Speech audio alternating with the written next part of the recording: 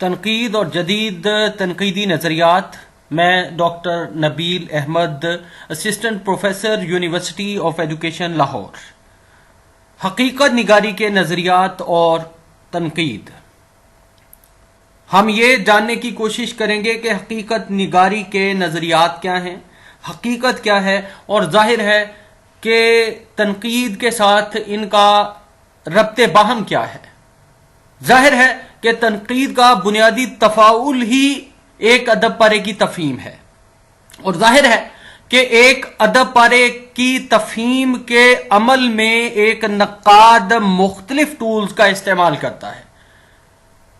ظاہر ہے کہ جب ہم حقیقت نگاری کے مخصوص دائرے میں رہ کر ایک ادب پارے کو دیکھیں گے، اس کے بارے میں تفہیم کے عمل سے گزریں گے، تو ہمیں یہ پتہ چلے گا کہ یہ جس مخصوص دائرے میں ادب پارہ تخلیق کیا گیا ہے، یا جس مخصوص آئیڈیالوجی کے تحت ایک ادب پارہ تخلیق کیا گیا ہے، وہ آئیڈیالوجی فی الاصل حقیقت کے زمرے میں شامل ہے.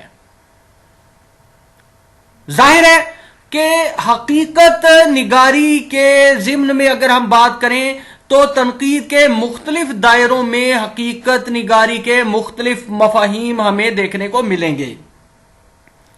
ظاہر ہے کہ بنیادی مقصد تو کسی بھی ادب پارے یا کسی بھی فن پارے کے تجزیے، اس کی تعبیر اور اس کی تفہیم سے ہمارا سروکار ہے. ظاہر ہے کہ ایک نقاد کا بنیادی تفاعل ہی ایک ادب پارے کے بطن میں غواصی کر کے اس کی تفہیم کی متعدد جہات کو ادب کے قاری کے سامنے رکھنا ہے. ظاہر ہے کہ معاون ہوتا ہے ایک ناقد ایک ادبی طالب علم کے لیے.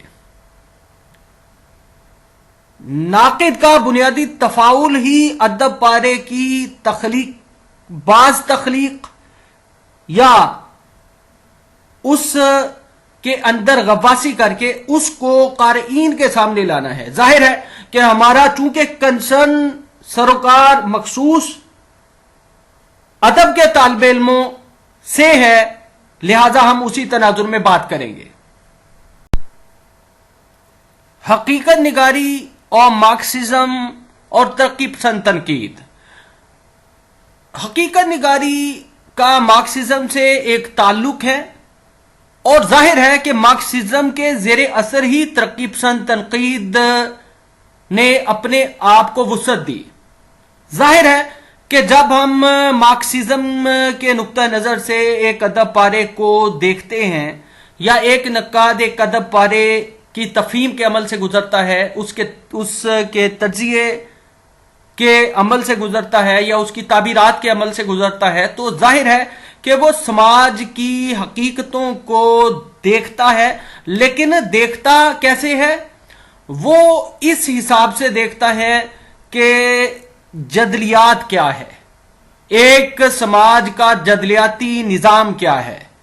اور ظاہر ہے کہ ایک فرد اور سماج مل کر اس میں جدلیاتی وحدت پیدا کرتے ہیں.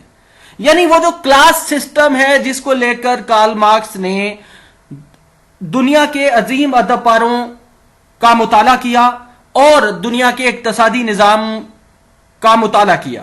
اور ظاہر ہے کہ ہم بھی جب اردو کے ایک ادب پارے کو مخصوص تناظر میں، یعنی حقیقت نگاری اور مارکسزم کے امتزاج کے نقطہ نظر سے دیکھیں گے، تو ہم بھی اسی انداز سے اور اسی طریقہ کار کے ماتحت ایک ادب پارے کو سمجھنے کی کوشش کریں گے.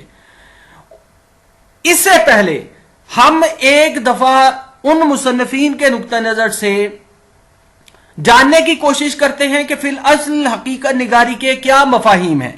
ظاہر ہے کہ حقیقت نگاری ایک ایسی اصطلاح ہے جس میں وسعت ہے، اور اس وسعت کو لے کر اس کے مفاہیم میں بھی وسعت ہے.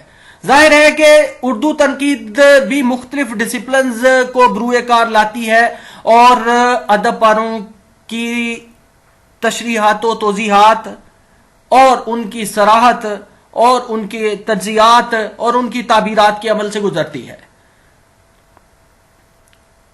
उर्दू अदब और तनकीद में हकीकत निगारी की इस्तिलाह भी मगरिब ही से आई है।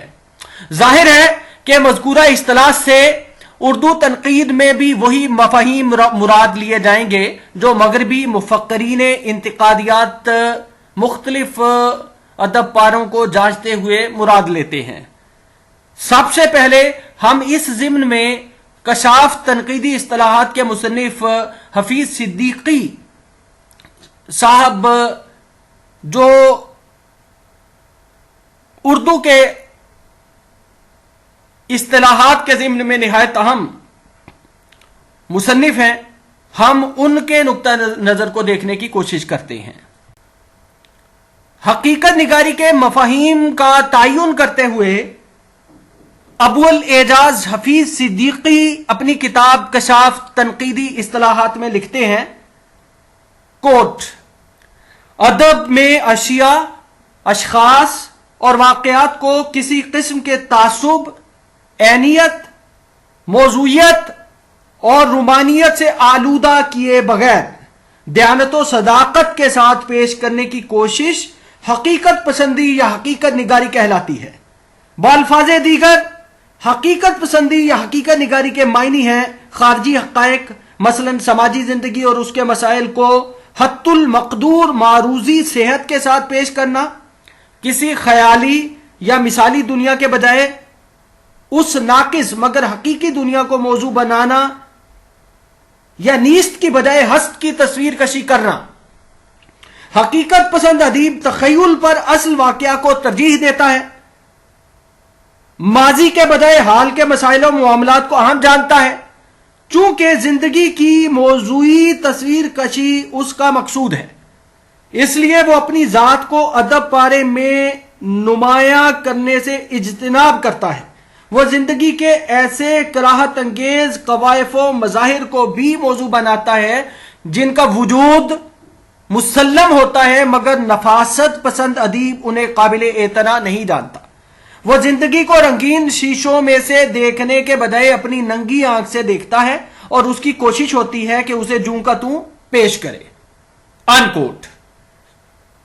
कशाफ तनकीदी इस्तिलाहात के मुसन्निफ हफीज सिद्दीकी साहब के नुक्ता नजर से यह साफ होता है कि एक ऐसा लिखने वाला जो अपने आप को हकीकत निगारी के दायरे में रखता है, उसके नजदीक हकीकत को बेअने ही पेश करना होता है। यानी जिस तरह एक हकीकत किसी भी समाज में वकूफ पजीर हुई, उसको अपने आर्ट के साथ मलफूफ करके दिखाना उसका मकसूद होता है। जबकि अगर हम हकीकत निगारी के मुतजाद रुमानवियत को देखें तो रुमानवी अदीब का बुनियादी मकसद क्या होता है? उसका मकसद यह होता है कि वो समाज की रियलिटीज को उस तरह ना दिखाए जिस तरह एक हकीकत निगार दिखाता है। जाहिर है कि रुमानवियत पर यकीन रखने वाला या रुमानियत पर तयक्कुन रखने वाला अदीब, मुसन्निफ, शायर, तख्लीककार, उसका बुनियादी इद्दा यह होता है कि वो एक अदब पारे या फन पारे को अपने मुतखय्यला की मदद से खल्क करे। जाहिर है कि उसका बुनियादी इद्दा समाजी हकीकतों को बेअने ही जूं की तूं दिखाना नहीं होता। और जाहिर है कि हकीकत निगार का एक और बुनियादी वस्फ यह है कि वो जिस तबके की तस्वीर पेश करता है अपने अदब के जरिए, उसकी यह कोशिश होती है कि वो जबान भी उसी सतह पर जाकर तख्लीक करे। शेक्सपियर की तरह वो एलीट क्लास के पैकर नहीं तराशता। जाहिर है कि फिगरेटिव लैंग्वेज इस्तेमाल वो नहीं करेगा। जिस तरह शेक्सपियर ने अपनी तहरीरों में रिफाइंड तबका अशराफिया की जबान, फिगरेटिव लैंग्वेज का इस्तेमाल किया है, एक हकीकत निगार ऐसी जबान का इस्तेमाल अपने अदब पारों या फन पारों में नहीं करता। जाहिर है कि उसका मकसूद सोसाइटी के हर तबके और हर पेशे से ताल्लुक रखने वाले इंसान की लाइफ की डिपिक्शन होती है। यही वजह है कि वो हकीकत को जूं का तूं हकीकत के पैराए में दिखाता है। उसका बुनियादी इद्दा रोमांटिसिज्म नहीं होता, उसका बुनियादी इद्दा नेचर کو ڈپکٹ کرنا نہیں ہوتا یا نیچر سے لطف و انبساط کشید کرنا نہیں ہوتا. ظاہر ہے کہ اس کا بنیادی ادعا سماجی حقیقتوں کو دکھانا ہوتا ہے، اور ظاہر ہے کہ وہ برہنہ آنکھ سے دیکھے گا تو ہی برہنہ آنکھ سے دکھائے گا. اور یہاں اگر وہ عمیق مشاہدہ اپنی سوسائٹی کا رکھتا ہے تو وہ اپنی سوسائٹی کو اپنے تخلیقی تجربے میں لا کر جذب کر کے دکھا سکے گا، بصورت دیگر وہ ایسا نہیں کر سکتا. یا ہم یوں کہہ سکتے ہیں کہ ایسا کرنا اس کے لیے بہت مشکل ہو جائے گا. حفیظ صدیقی صاحب نے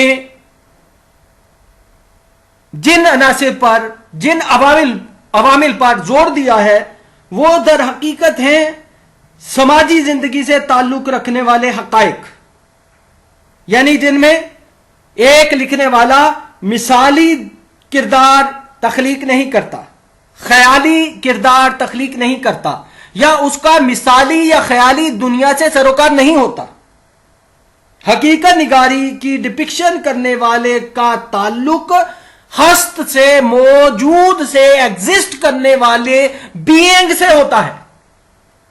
یعنی اس کی تصویر کشی کرنی، وہ انسان جو زندہ ہے، جیتا جاگتا ہے، بولتا ہے اور تمام تر حرکیات کے ساتھ سماج کے اندر لیو کر رہا ہے. ظاہر ہے کہ جسے رومانٹک یا رومانویت پسند ادیب کہا جاتا ہے، اس کا سروکار زندگی کے وہ پیکر دکھانا یا پیکر بنانا نہیں ہوتا جن کا حقیقی زندگی سے براہ راست تعلق ہوتا ہے.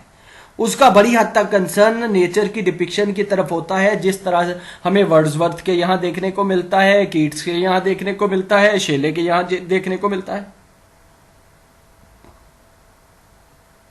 ظاہر ہے کہ رومانوی ادیب زندگی کی رعنائیوں کو، رنگینیوں کو دیکھتا ہے اور ان کو دکھاتا ہے، جبکہ حقیقت نگار زندگی کی حقیقتوں کو دیکھتا ہے اور اپنے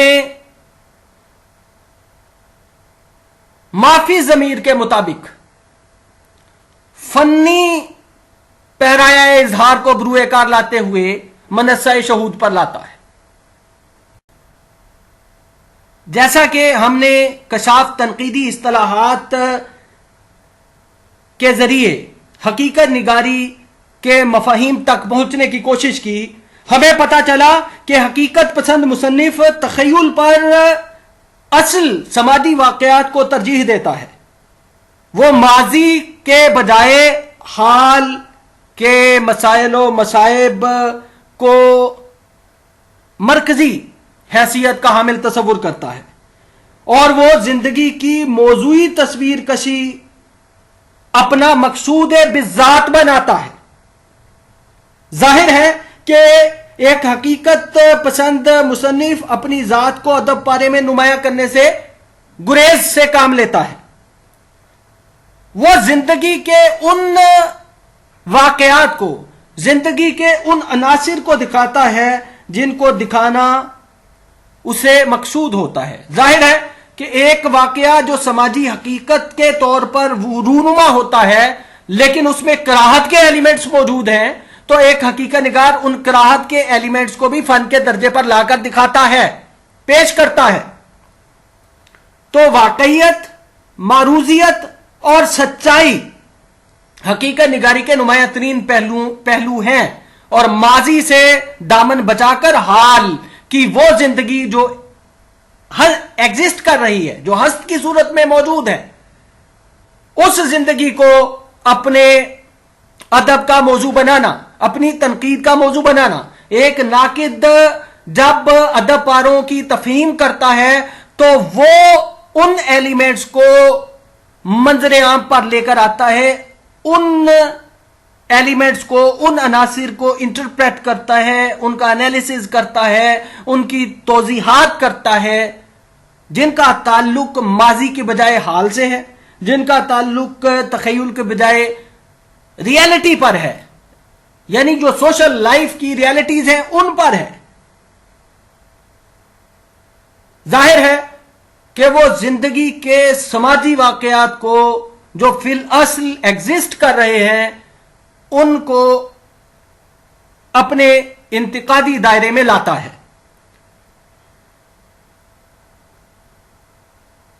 جے اے کڈن نے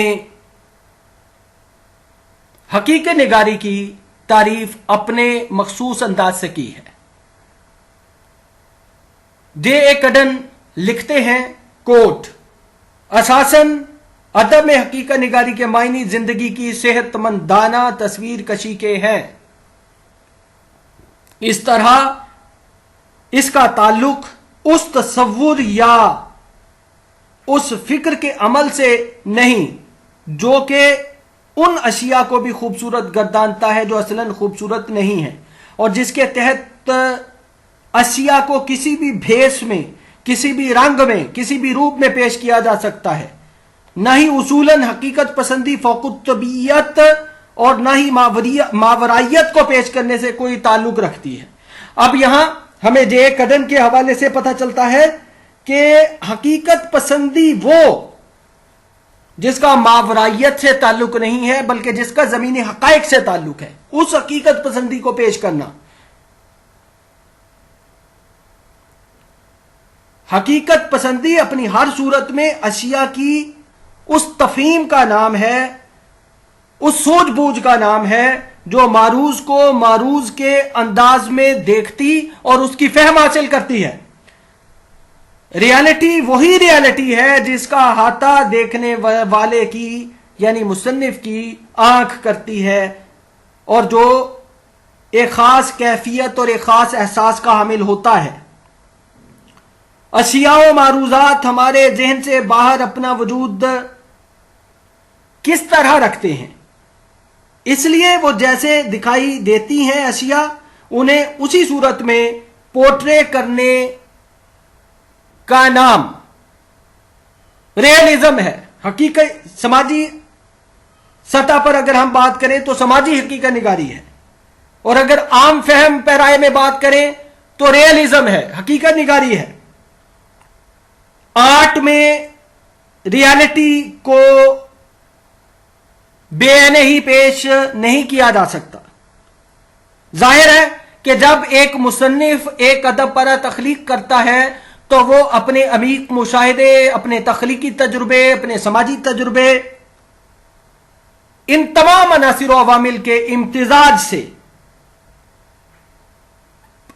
بیچ میں تخیل کو بھی شامل کرتا ہے اور اپنے متخیلہ سے بھی مدد لیتا ہے اور پھر ایک نئی صورت کو تخلیق کرتا ہے. ظاہر ہے کہ وہ آرٹ کی صورت میں منتج ہوتی ہے یا آرٹ کی صورت میں منصہ شہود پر آتی ہے.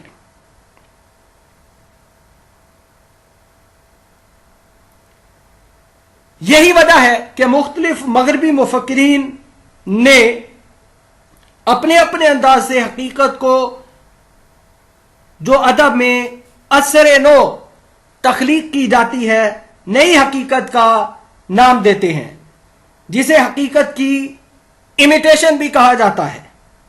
وہ فطرت پسندی کا تقاضا بھی کرتے ہیں، حقیقت کو دیگر اشیاء سے باہم مربوط کر کے انہیں ایک وسیع تر تناظر میں بھی دیکھتے ہیں.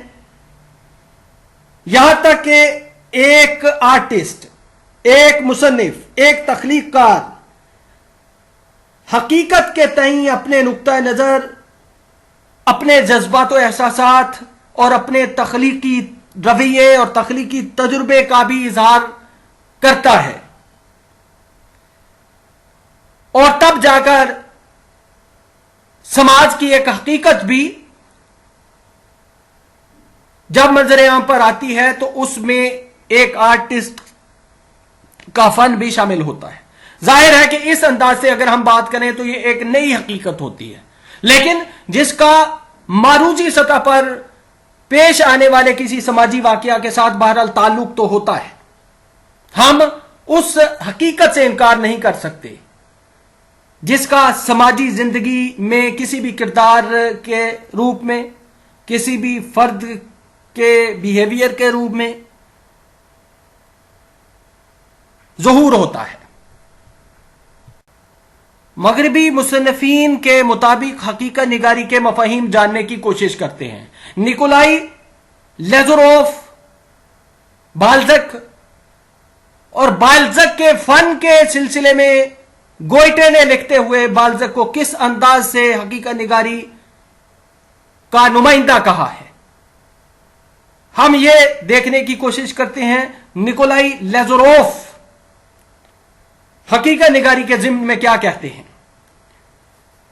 کوٹ: اس طرح فنکار یہ فرض کر کے تخلیق کرتا ہے کہ زندگی کو دیکھنے کا ایک مخصوص تاریخی طور پر معین انداز موجود ہے. دنیا کو سمجھنے کی خواہش ہی اس حقیقت پسندانہ تخلیق کو حقیقت اور حقیقت کے تئیں انسان کے نقطہ نظر کی تفہیم کا ایک ذریعہ ہے. محض زندگی یا اس کے مسائل کی تصویر کشی ہی کوئی معنی نہیں رکھتی. حقیقت پسند فنکار زندگی اور مسائل کے تعلق سے اپنا نقطہ نظر یا نظریہ بھی پیش کرتا ہے. فن میں فنکار کے رجحان، نظریے اور نقطہ نظر کا تعین اس کا موضوع کرتا ہے.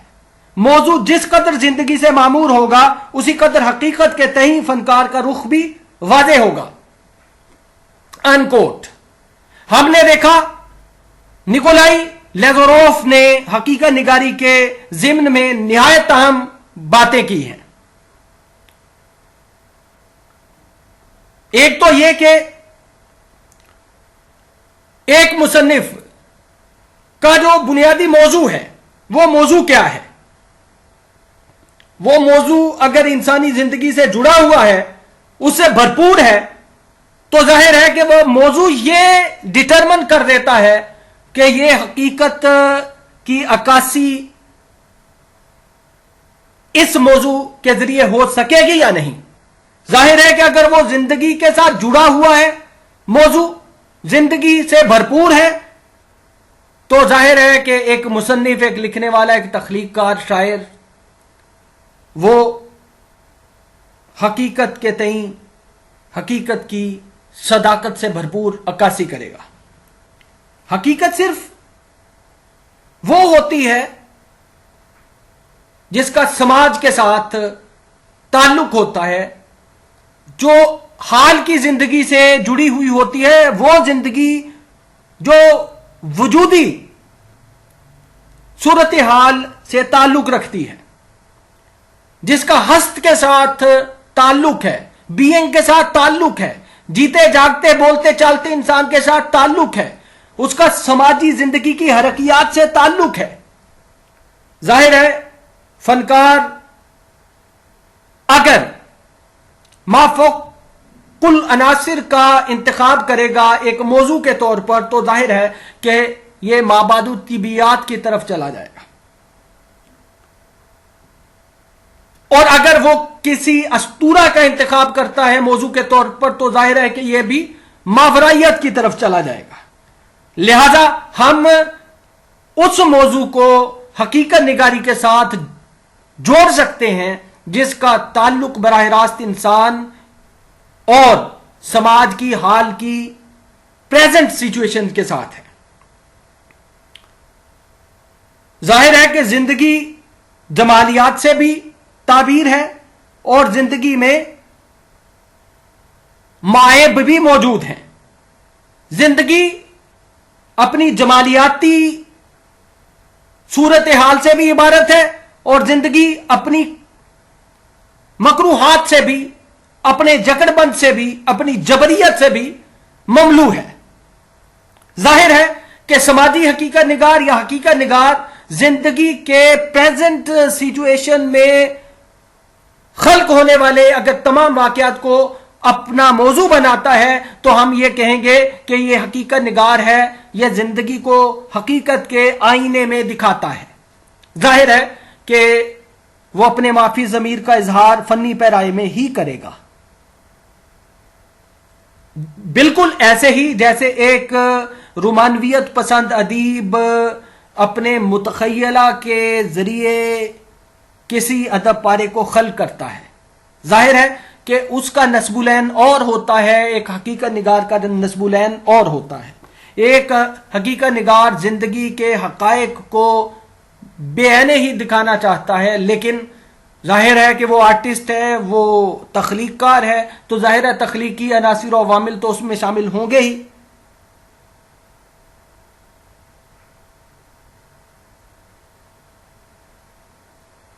حقیقت پسندی کی بہترین مثال کے طور پر اگر ہم مغرب کے لکھنے والوں کا ذکر کریں تو سب سے پہلے ہمیں بالزک کا ذکر کرنا پڑتا ہے، اور پھر اس کے بعد فلوبیئر کا ذکر کر سکتے ہیں، اور اس کے بعد بہت سارے رشین رائٹرز کا، رشین فکشن نگاروں کا ذکر کر سکتے ہیں۔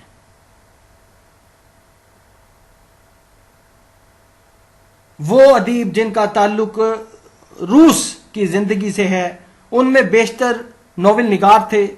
ظاہر ہے کہ ان میں کہانی لکھنے والے بھی تھے، اور چونکہ ناول زندگی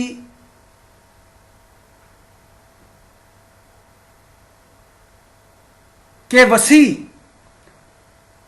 تر حصے کو اپنے محیط میں لے لیتا ہے، لہذا ماضی کا ہر ایک کام بھی ایک لحاظ سے رسمیہ کے روپ میں دیکھنے کو ملتا ہے۔ ظاہر ہے تاریخ کے بہت سارے عناصر بھی ان کا بھی احاطہ ایک لکھنے والا کر لیتا ہے۔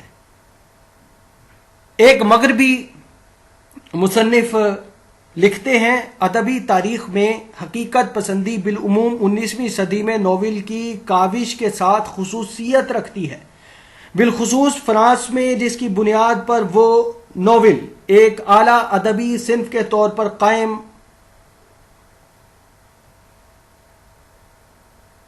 ہوا۔ بالزک کے اصرار کا نتیجہ ہے کہ ناول غیر واقعیت اور فرادیت سے صرف نظر کر کے معاشرتی عمومی زندگی کی صداقت کو نمایاں کرنے میں حیرت انگیز طور پر قابل ہو گیا ہے۔ بالزک اپنے آپ کو معاشرے کا سائنسی تاریخ داں کہا کرتا تھا۔ بالزک نے فرانس کی عمومی زندگی کے ایک ایک رخ کو پوری قطعیت، واقعیت اور حقیقت کے ساتھ اپنے احساسات و جذبات کو مملو کر کے معاصر زندگی کو موضوع بنایا۔ بالزک نے ناول کے پیرائے میں فرانس کی معاصر زندگی کی دستاویزات لکھی ہیں،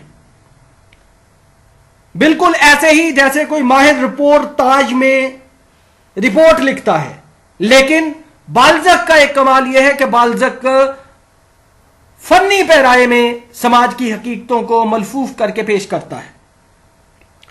ناول کے میدان میں بالزک کا فن ظاہر ہے کہ ایک فن ہے، محض رپورٹ تاج نہیں ہے۔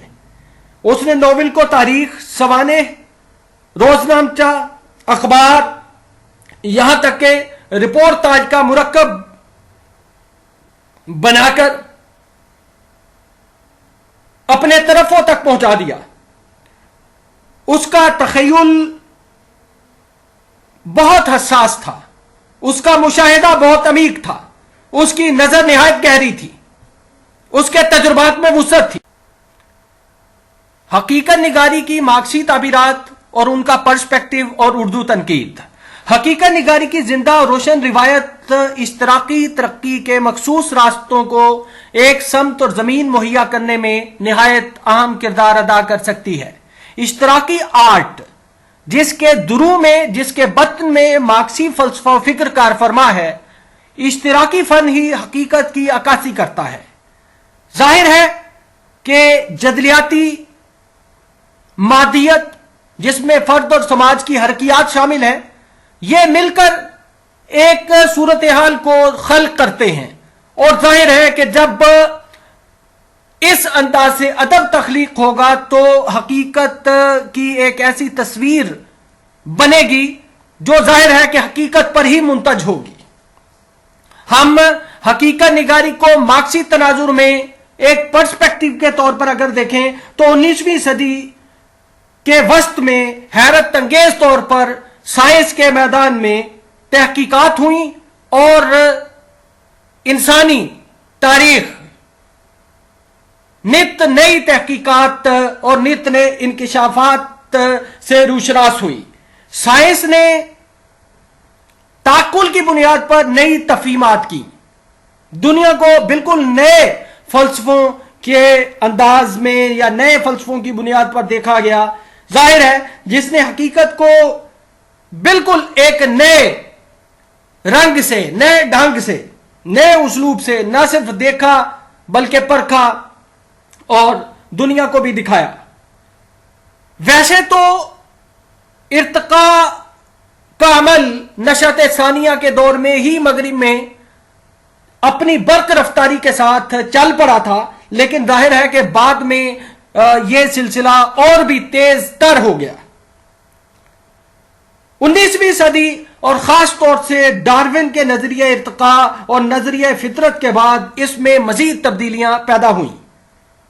जाहिर है 19वीं सदी की इब्तिदा में हेगल ने जदलियात का माबादुत्तिबियाती तस्वुर पेश किया, जिसको कार्ल मार्क्स ने बिल्कुल नए जाविये से पेश किया।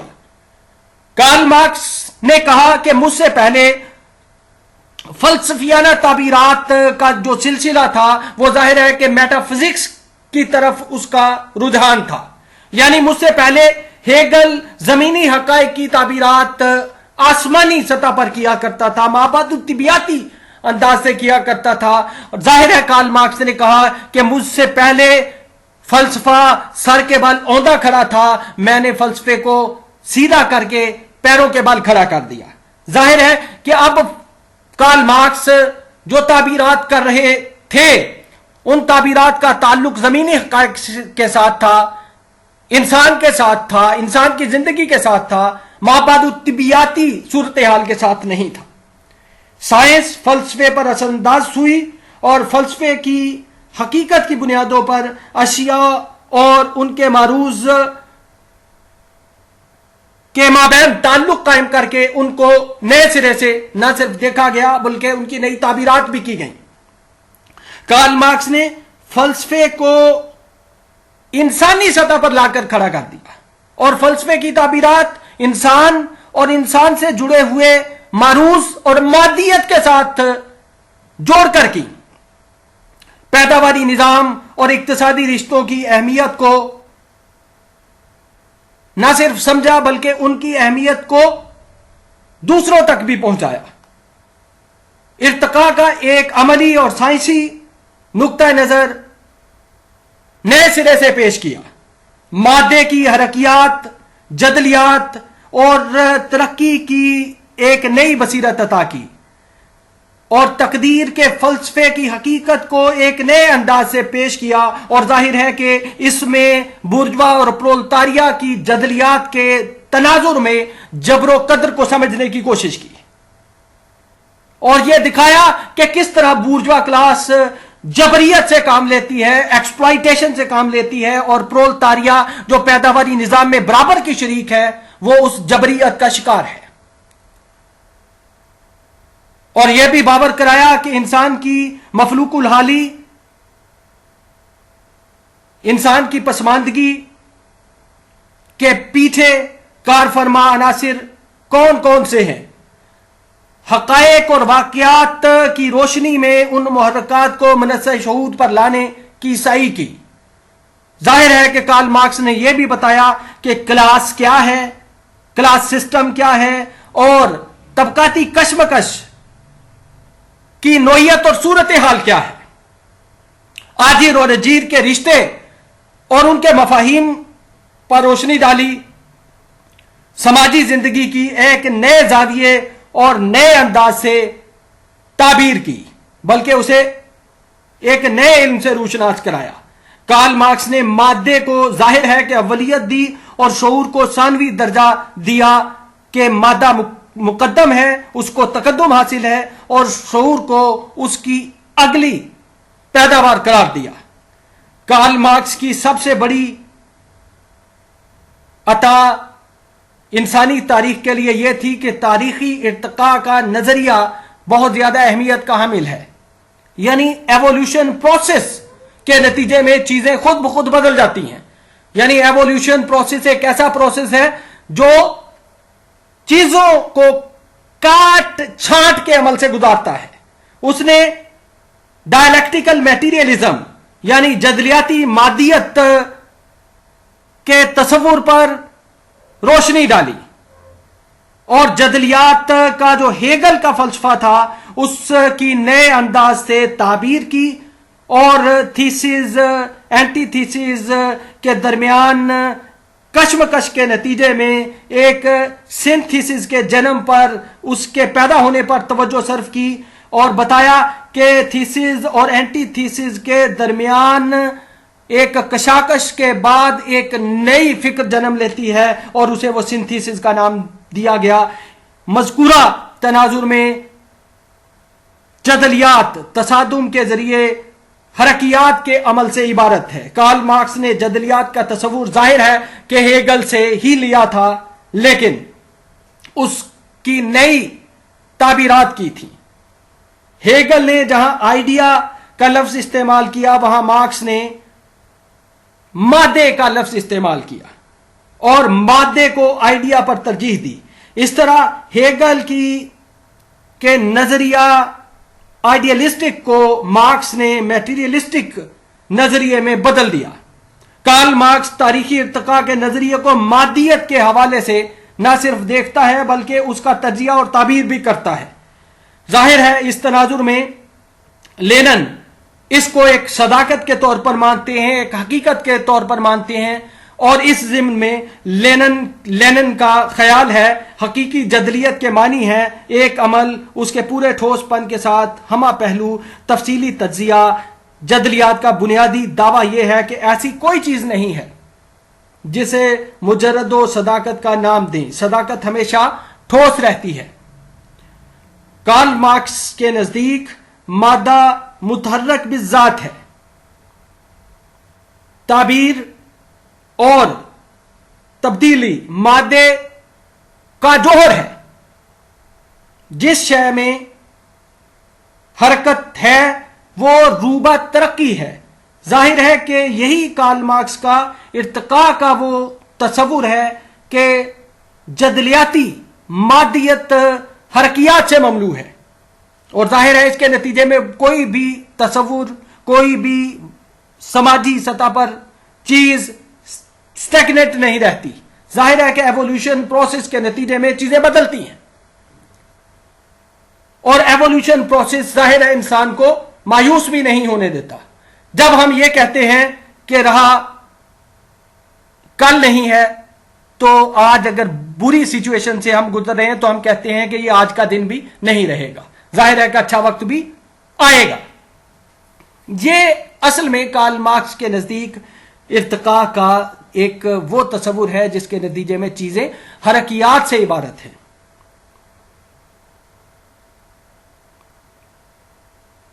یہی وجہ ہے کہ حال ماضی سے اور مستقبل حال سے کہیں زیادہ ارتقاء سے مملو ہے.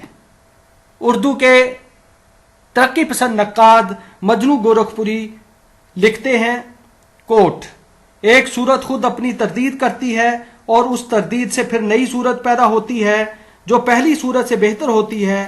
گویا مثبت سے منفی اور منفی سے نیا مثبت وجود میں آتا ہے اور اس مثلثی حرکت کا سلسلہ کہیں ختم نہیں ہوتا. حرکت مادی ایک مسلسل اور غیر متناہی ارتقائی تواریخ ہے. انکوٹ. فی الاصل کارل مارکس نے مادیت پر غیر معمولی استقرار کر کے متداول اور مقبول عام فلسفیانہ تصورات کے خلاف نہ صرف صدائے احتجاج بلند کی بلکہ ان کو یکسر رد کر دیا. انہیں تصوریت، عینیت، ماورائیت اور داخلیت کے حامل قرار دے کر رد کر دیا. کارل مارکس نے تاریخ، کلچر اور تہذیب کی مادی ارتقاء کی روشنی میں تعبیرات کی ہیں. اس نے بشریاتی تاریخ کا سائنسی نہج پر بغور مطالعہ کیا تھا اور یہ بتایا تھا کہ کس طرح مختلف نظام ہائے فکر اور معاشرے साइमल्टेनियसली वजूद में आते रहते हैं। किस तरह एक निजाम वजूद में आता है और फिर वो निजाम दूसरे निजाम से टकराकर तीसरे निजाम की शक्ल में मनसा शहूद पर आता है।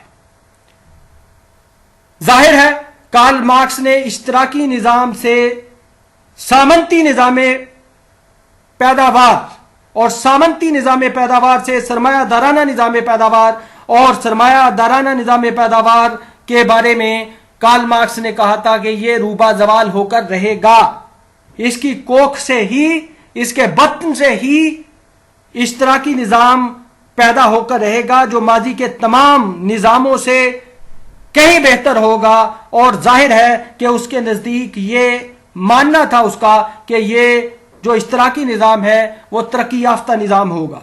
कार्ल मार्क्स का इसरार है कि पैदावारी वसाइल की तब्दीली के साथ ही इक्तसादी तब्दीली पैदा हो जाती है।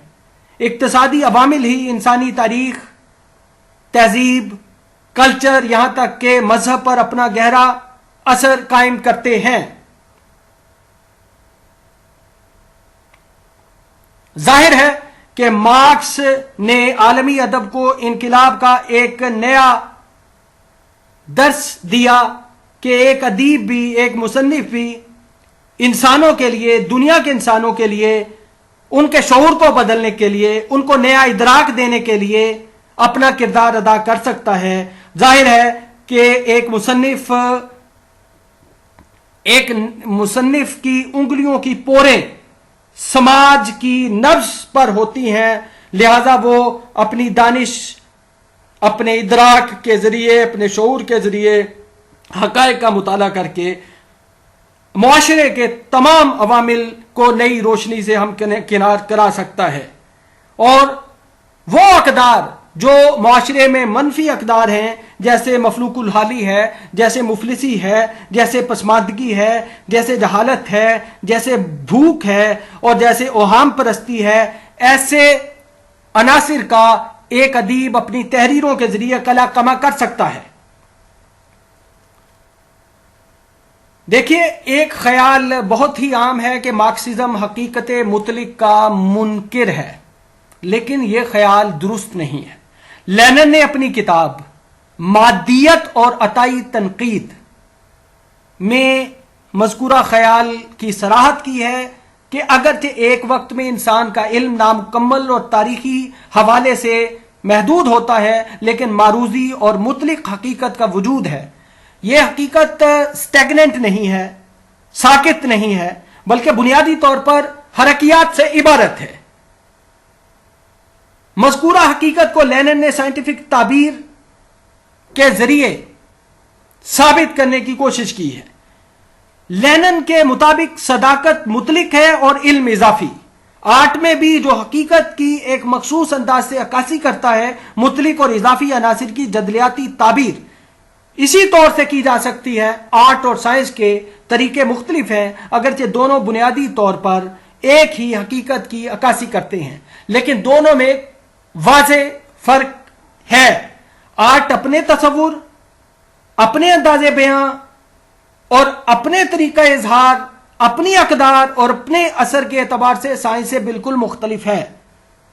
आर्ट को साइंस से मदगम करने की कोशिश मुनासिब नहीं है, लेकिन लिखने वालों को यह ज़हन नशीन रखना चाहिए कि ये दोनों एक ही दुनिया में फलते फूलते हैं, एक ही समाज में इर्तिका के जीने तय करते हैं और एक साथ इंसानी शऊर और इदराक में जागजी होते हैं, और दोनों एक ही खारजी हकीकत से दो चार होते हैं, यानी आर्ट भी और साइंस भी।